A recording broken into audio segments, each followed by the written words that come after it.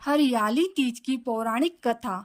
हरियाली तीज से जुड़ी एक कथा बहुत प्रचलित है। एक समय की बात है, माता पार्वती अपने पूर्व जन्म के बारे में याद करना चाहती थी, लेकिन उन्हें कुछ याद नहीं आ रहा था।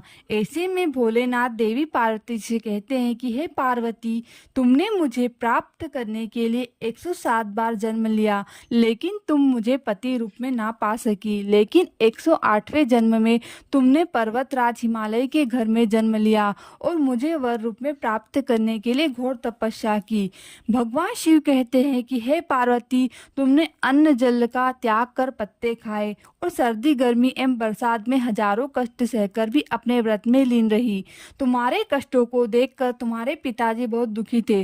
तब नारद मुनि तुम्हारे घर पधारे और कहा कि मुझे भगवान विष्णु ने भेजा है। भगवान विष्णु आपकी कन्या से अत्यंत प्रसन्न है और वह उनसे विवाह करना चाहते थे। हे भगवान विष्णु का यही संदेश लेकर आपके पास आया हूँ। नारद जी के प्रस्ताव को सुनकर पार्वती जी के पिता बहुत खुशी से भगवान विष्णु के साथ विवाह के लिए तैयार हो गए। नारद मुनि ने भगवान विष्णु को यह शुभ संदेश सुना दिया, लेकिन जब यह बात पार्वती जी को पता चली तब वह दुखी हुई। पार्वती ने अपने मन की बात अपने सखी को सुनाई। तब सखी ने माता पार्वती को घने जंगल में छुपा दिया। जब पार्वती के गायब होने की खबर हिमालय को पता चली तब उन्होंने खोजने में धरती पाताल एक कर दिया, लेकिन पार्वती का कहीं पता नहीं चला, क्योंकि देवी पार्वती तो जंगल में एक गुफा के अंदर रेत से शिवलिंग बनाकर शिवजी की पूजा कर रही थी। शिवजी ने बताया पार्वती से विवाह का रहस्य।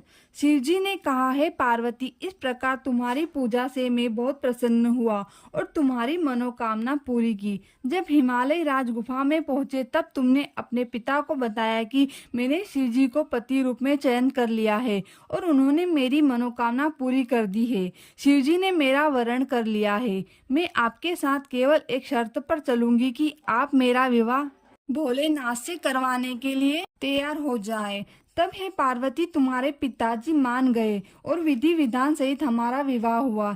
हे पार्वती, तुम्हारे कठोर तप और व्रत से ही हमारा विवाह हो सका है। हरियाली तीज की परंपरा ऐसे शुरू हुई। भगवान शिव देवी पार्वती से कहते हैं कि हे पार्वती, इस हरियाली तीज को जो भी निष्ठा के साथ करेगा, मैं उसको मनवांछित फल प्रदान करूंगा।